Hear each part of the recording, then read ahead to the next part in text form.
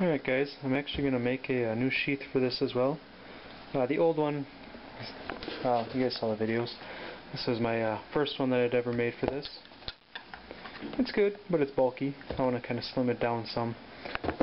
So, got some coyote brown. Got it marked out here. This is going to be kind of the same style that I make for the Becker with the leather strap. So I'm going to put those into the oven. Over here. I like to put the side that I'm going to have sticking up off the grates, just in case it gets a little too hot. And we'll let that warm up. Alright, just some information while it's warming up.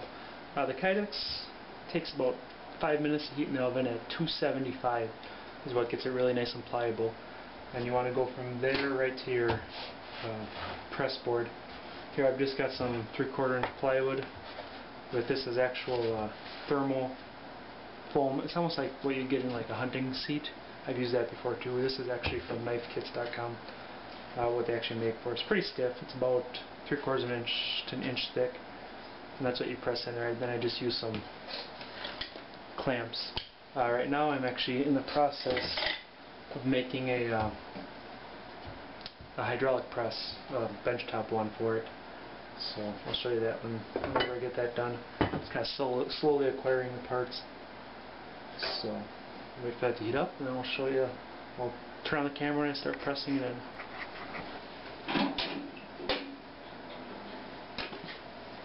See, it's nice and pliable. I'm trying to work fast, so you get as much out of it as you can.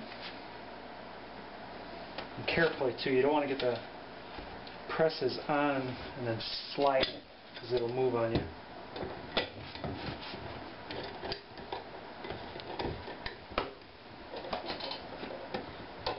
And this is why I want to get the hydraulic press, so I can set it in there and pump the lever down.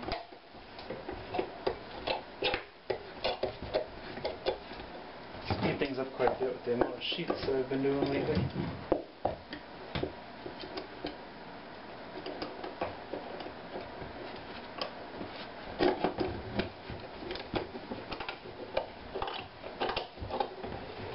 Crank it down good and tight. Normally let this sit in the press for about 5 minutes, let it cool really good so you don't get any rippled edges. On my old sheath I had this mammoth 1/2 inch by 6 fire steel. I'm debating I might end up switching it with one of these 5/16 one. Huge difference, but actually I think I like the way these spark better. This is a mesh metal rod. It takes a lot of force to do it. It works really well if you can get it, but it takes a lot of force. I think I'm going to switch it to a smaller, lighter one. A little bit lighter to carry. This thing weighs probably more than the knife, so that'll be going on there. I'm also going to piggyback on it my tiger nap knife, my blind horse knife. That's just a little thin neck knife, but I'm going to piggyback it to the top of the new sheath. It gives me a smaller utility knife for different things. So I'll show you that when we get there. Alright, let's see what we came up with. Just to stick to this foam. A little hot. Too bad. Alright. It sticks there. So you got a good profile. See that? You can see the knife blade. We'll go and mark where our holes are. I've got a template here that I use. It's kind of, I don't know if you can see it. It's matches Molly gear. So all my holes, when I go to line them up, all my holes are compatible now with all my sheaths. With Molly gear, if somebody wants a fire steel, I can add it. That way all the holes line up. So there's no guesswork of having somebody send a sheath back in or anything. But I will mark those, figure out exact spacing, and go to the drill press then.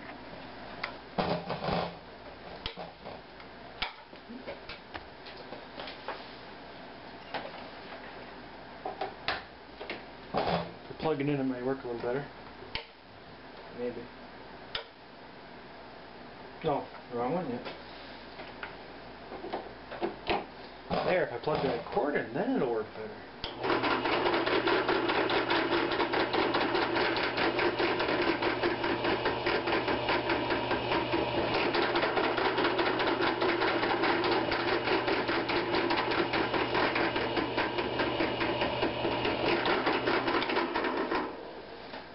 I always do the first 2 holes, then I'll rivet that before I do the rest. That way everything stays in place. Alright, this is my arbor press with the rivet dies in it. Let's place your rivet in there, slide it in the hole, make sure everything lines up. Just give it a quick tug, and that's it. Perfect rivet, no splits, and it's good to go. One of the other things I do is I use a scroll saw. I need to switch to a bandsaw eventually. Like I said, after putting the 1 rivet in, I'll do 2 before I do everything else, but what I always like to do is mark my top piece, because on my back I do separate. With the 1 rivet, you spin it out, that way you're not cutting through both.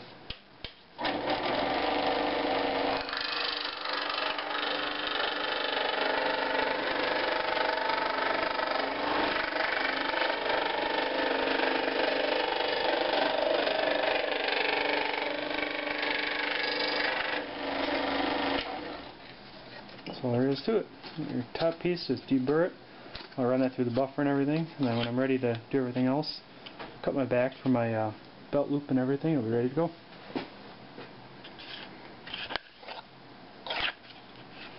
There you go. Here's the next step.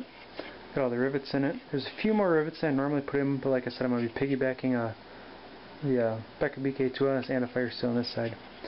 Got it traced out to what we're going to cut it. Same with up here. We're going to cut off this excess up here.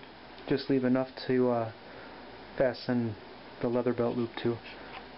So we'll cut that out. Slowly getting there. Alright, I've already gone ahead and buffed the edges. I use a bench grinder with a 60 grit stone on one side, which I'll flatten everything, and then a buffing wheel, a dual buffing wheel, a stiff one and a soft one. Hit it hard with the stiff one and then just touch up the soft one and get a nice shiny finished edge. But now I've got, you can see the tab here. That's where my leather will go. 2 holes for that. I've just gone and rough cut a piece, pop some holes in it, we'll rivet that to it, and then I'll make sure it's seated well, and then I'll cut it square off. So we'll go ahead and do that.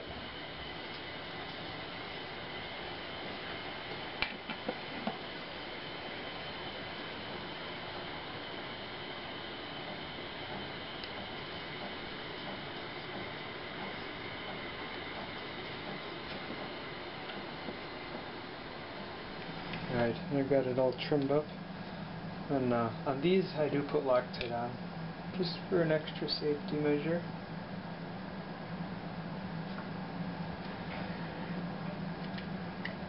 So they stay on.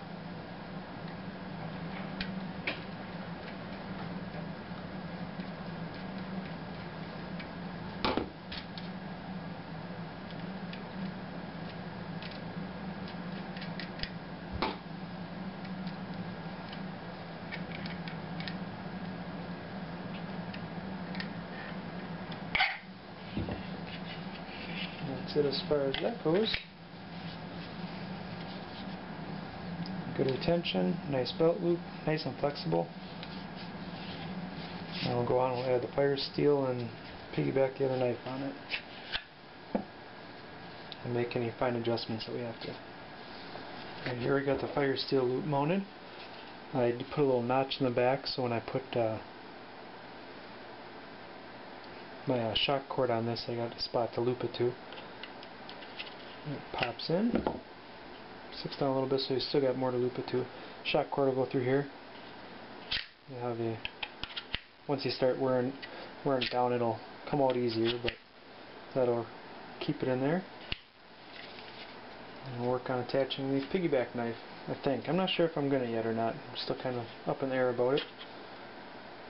We'll see how it looks. There it is so far. Let me show you the comparison here. A little bit smaller, not much. Shaves on a little size. So, getting there. Hey guys, I want to show you why I like the leather kydex mix. This is buffalo leather. It's about a 10-pound. I think that's how they rate it. Leather, thick, real thick. But then it's also real strong and flexible. You know, like some cow leather doesn't have the flex. This buffalo has quite a bit of flex for the string. But this is why I like it. When you have the leather up here on the kydex here, you have a nice sturdy, and you can't wreck your blade at all. It doesn't hold the moisture on it.